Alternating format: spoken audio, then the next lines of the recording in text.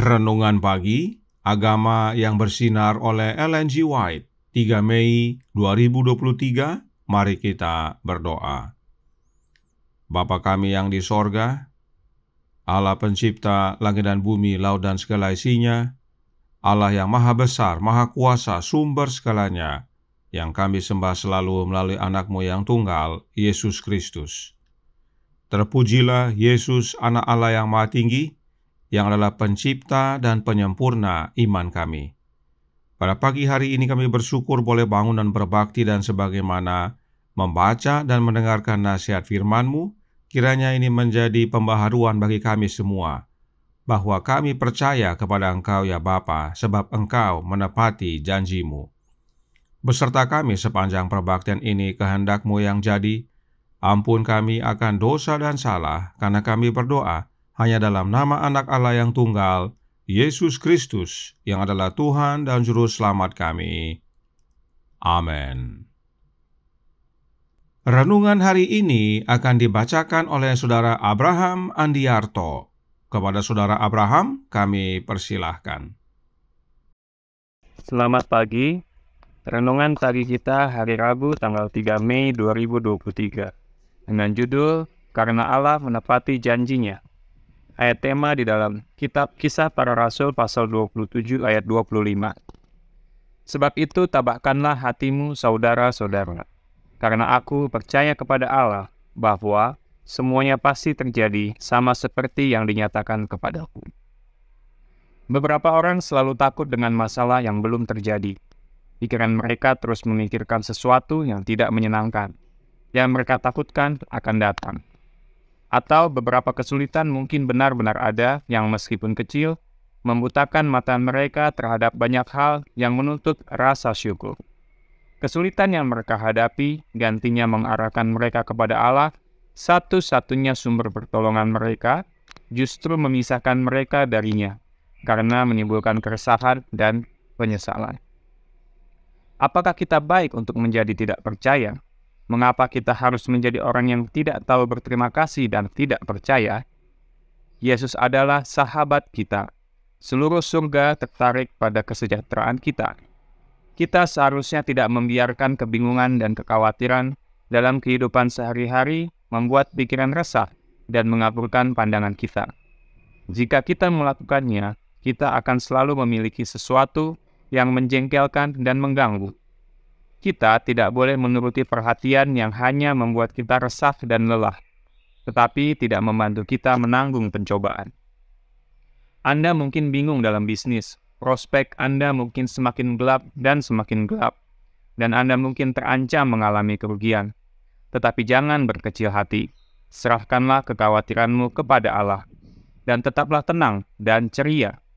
Berdoalah memohon kebijaksanaan untuk mengelola urusan Anda dengan kebijaksanaan, dan dengan demikian mencegah kerugian dan bencana. Lakukan semua yang Anda bisa di pihak Anda untuk membawa hasil yang menguntungkan. Yesus telah menjanjikan pertolongannya, tetapi tidak terlepas dari usaha kita.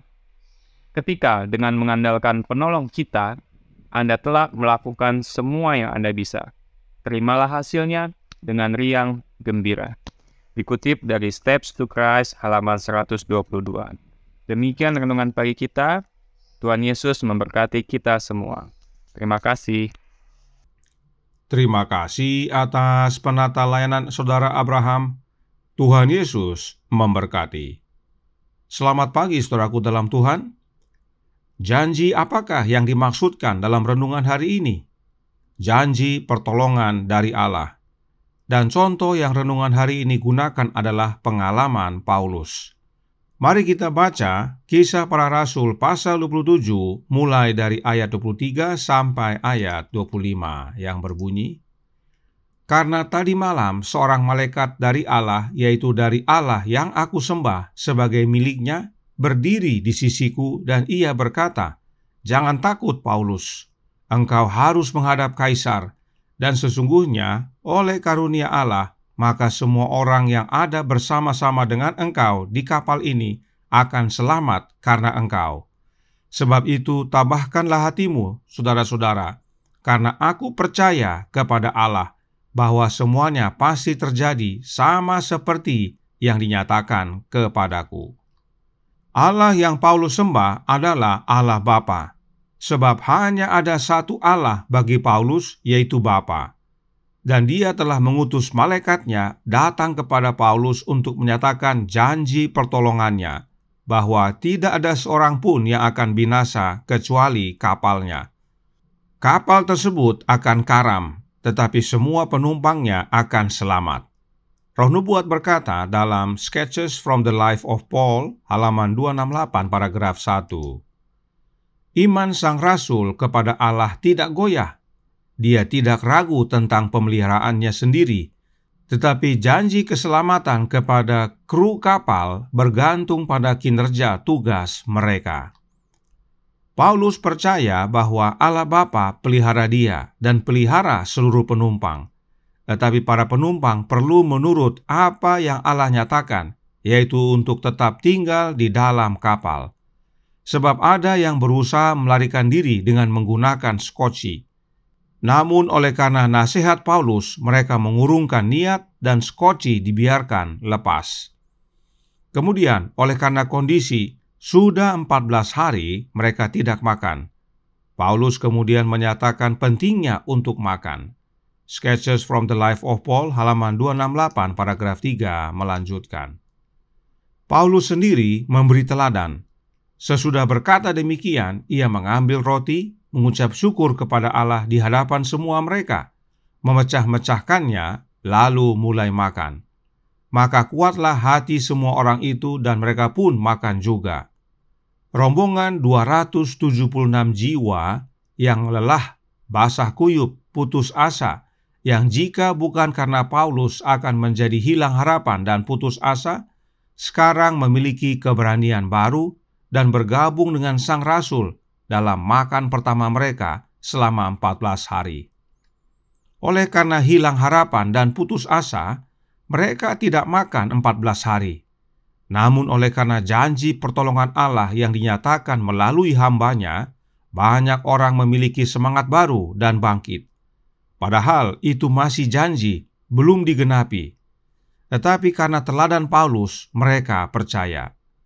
Semua yang Paulus nyatakan saat mereka masih di laut, mereka belum mendarat selamat. Tetapi janji Allah yang dinyatakan oleh Paulus dan imannya kepada janji itu memberikan semangat baru kepada semua penumpang. Renungan hari ini berkata dalam Radiant Religion halaman 125 paragraf 2. Beberapa orang selalu takut dengan masalah yang belum terjadi. Pikiran mereka terus memikirkan sesuatu yang tidak menyenangkan, yang mereka takutkan akan datang, atau beberapa kesulitan mungkin benar-benar ada yang meskipun kecil membutakan mata mereka terhadap banyak hal yang menuntut rasa syukur.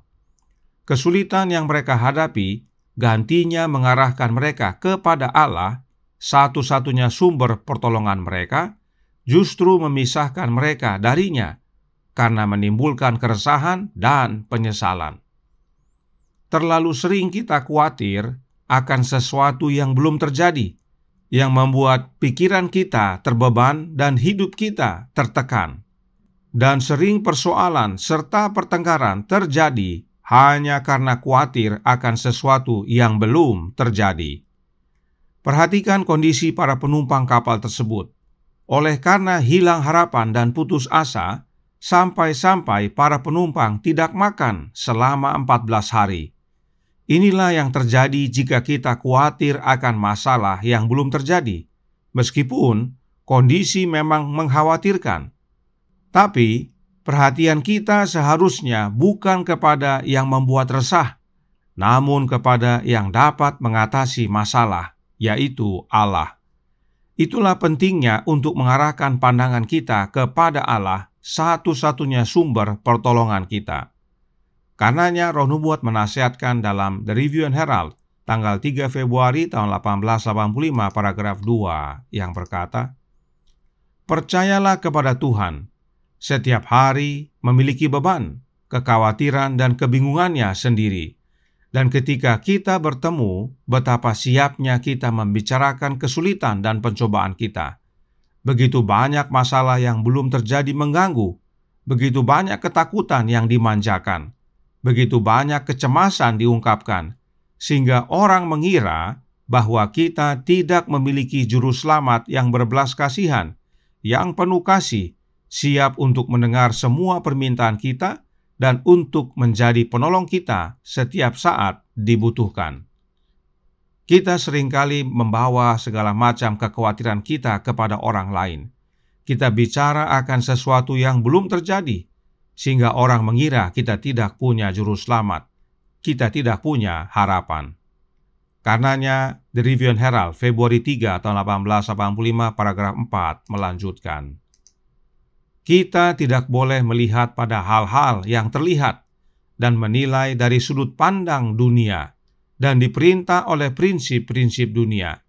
Tetapi kita harus melihat hal-hal yang tidak terlihat, yang kekal.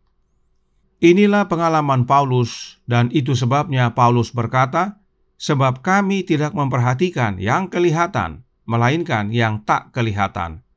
Karena yang kelihatan adalah sementara, sedangkan yang tak kelihatan adalah kekal. 2 Korintus 4 ayat 18.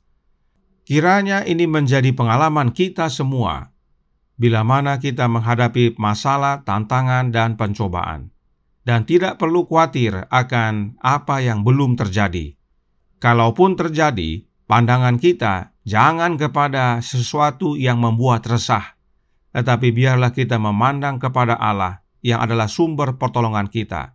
Sebab Allah pasti menepati janjinya, dan apapun hasilnya, kita terima dengan bersukacita. Tuhan memberkati, saya bawa dalam nama Yesus.